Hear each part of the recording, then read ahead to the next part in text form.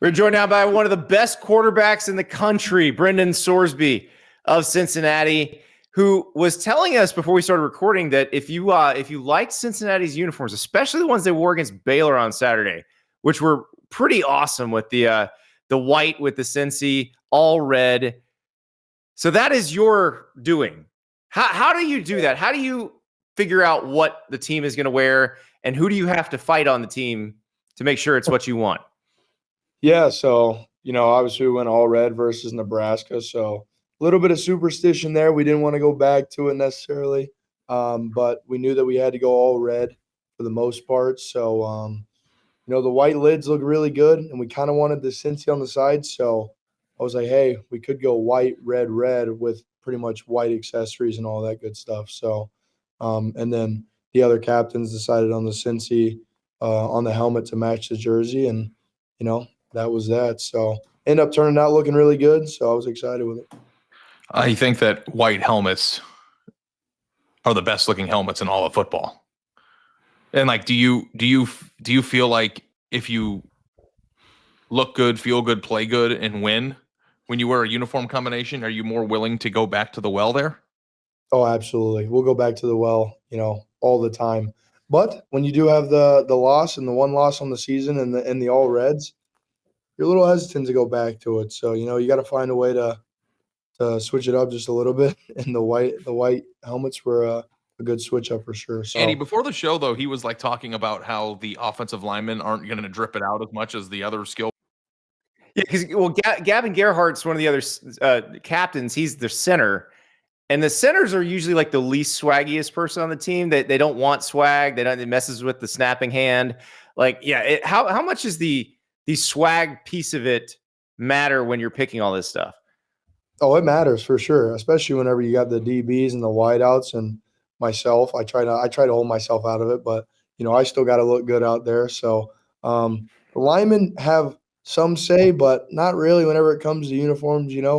More so the skill guys and the QBs and running backs. All those guys will want to have pretty much final say whenever it comes to jerseys. So we let the linemen take care of a lot, but uniform combos not so much. That's so funny because I know they can't wear the cool arm sleeves and have like the creative player vibe where you can get all these but they'll get made fun of for it. No, I know, but they can still pick what looks good, can't they? Like what looks good, what combination looks good. I don't know. They don't necessarily know what looks good because they don't get to they don't get to put it on. Sometimes they do get to see, I guess, what other guys look like in it, but yeah. So certain feeling. Brendan, you mentioned that Nebraska game and little superstition there, but that you haven't lost since.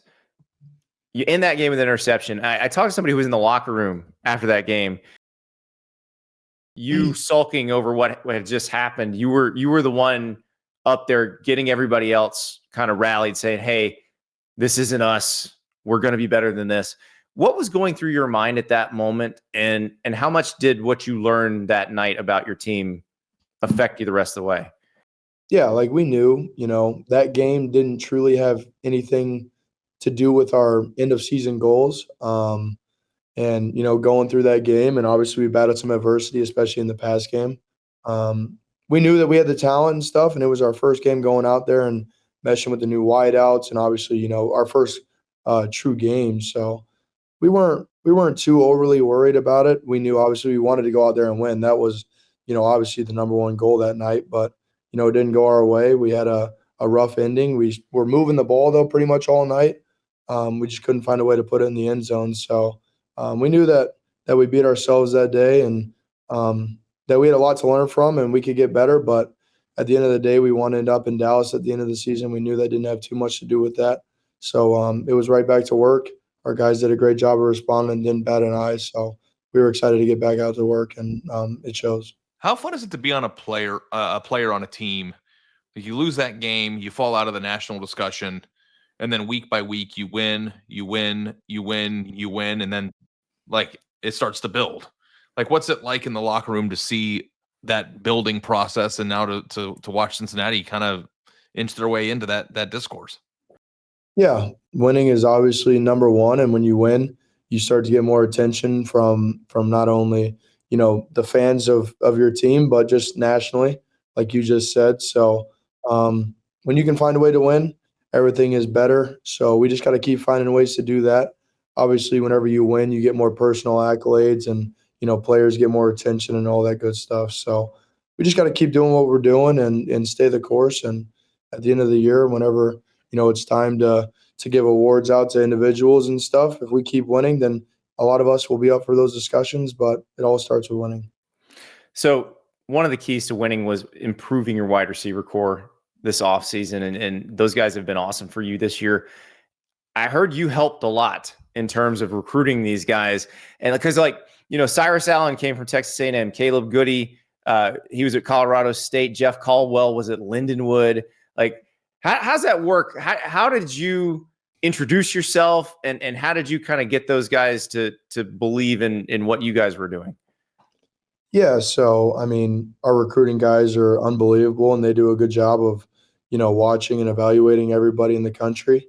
And they came to me with a couple of guys, and I like these guys that they had brought to me, and I end up just reaching out, whether it was through text or DM, whatever.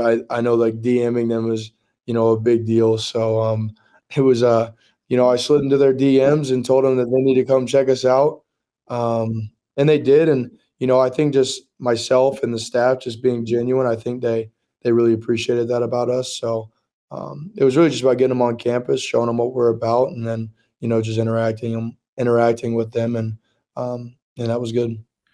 Brendan, this isn't much of a pop culture podcast. We like to talk about ball and food, but I have to ask you, Travis Kelce gets engaged to the most famous human being on earth and then is at your game in the opener. What do you have any funny Kelce stories or is there anything that do you meet Taylor Swift? What's it like to have that level of fame at your game? Yeah, it's pretty unreal. Obviously, just everything about it, but didn't get to meet T Swift. I wish I did. Maybe one day down the road. But I did get to meet Travis. He's a really cool dude. He seems genuine and just a lot of energy. So that was cool. No crazy stories yet. Same thing. Maybe down the road a little bit. Maybe I'll have some crazy stories to share. But, no, it just seems like a good dude. Him and Jason, a lot of energy, and love the Bearcats. So that's what. And I think that Jason Kelce would probably take exception to the fact that offensive linemen don't have swag, right? Wasn't he named the most handsome man on the face of the earth a few years ago by some stupid magazine? Listen, you're asking a quarterback. He's gonna stick it for every center. Hey, Brendan, you started your career at Indiana, and have kind of been through a lot of different things as a quarterback. But I want to take you back to your first career start. So you're 2023, first career start against Ohio State. Were you wondering, is this for me during that first game?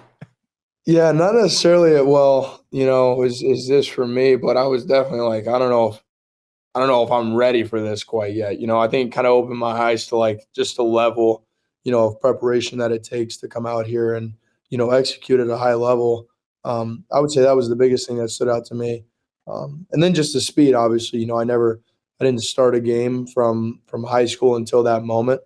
And it was definitely a little bit of an upgrade from high school to Ohio State. So it was a fun time, going out there, getting the feet wet, but definitely opened my eyes to the level of preparation that you got to prepare for. And I know you're locked in on Cincinnati, but do you ever look back at the program that you started your career at and then look at what it's now and do you even recognize it? Yeah, for sure. It's really impressive what they're doing over there. Still got a lot of buddies over there, so I'm always rooting for them. They're doing a really good job over there. Props to those guys. Props to the staff over there. They're doing great things. So, got to ask you, you had one of your teammates mention that you look like Lamar Jackson out there against Baylor. And I'm sure when I say that, you laugh. People are laughing. But let's go to the video. Let's go to the video. Watch this. Whoop! You're just I got that video by Googling the phrase Brendan Sorsby taking ankles, and it's the first thing that popped up.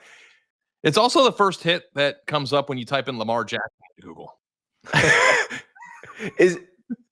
What is that moment like? Take us through that play, and what do you see when you catch the snap there? Yeah, so I saw a lot of grass, and it was just kind of last second that he came into my vision, and I was like, well, somehow, some way I got to make him miss.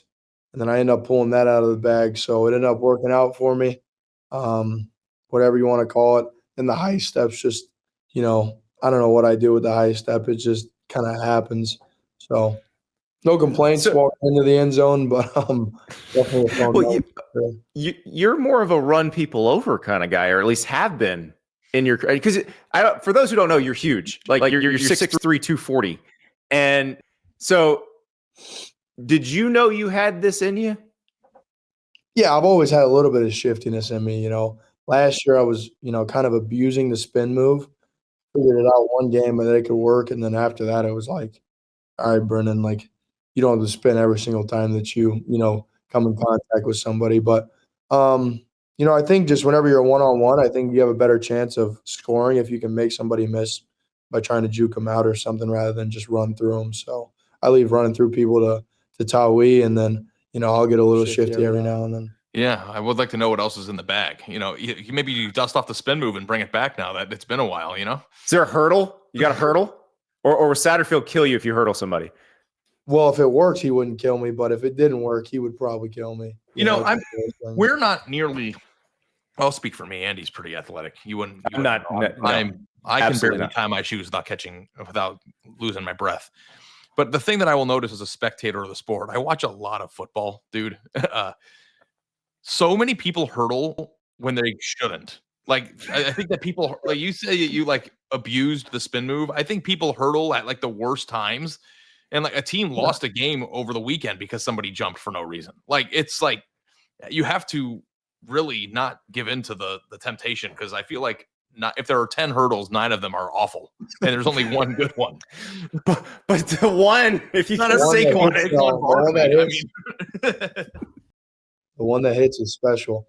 No, but all the time nowadays, like people are hurdling and like the defender is standing straight up, and it's like, okay, so you're either going to catch a flying knee or you're going to get, body slammed. It's one of the two. So yeah, I don't know if I feel too comfortable yet to hurdle people, but when the time comes, the time will come, and we will see if it works out. But you're starting to creep up on Heisman odds boards. I mean, you might need to hurdle somebody to get that moment, Yeah, I mean, late in the year, if it's still trending that direction, and it's going to come down to whether or not I hurdle somebody, I might give it a try. But we're rooting for that.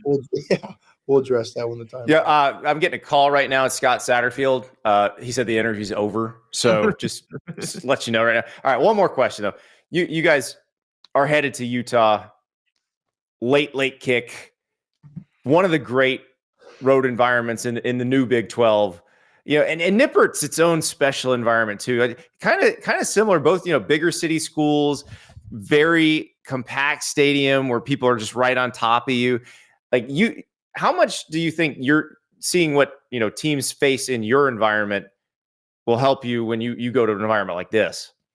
Yeah, it'll help us a lot. And then, also playing at the neutral site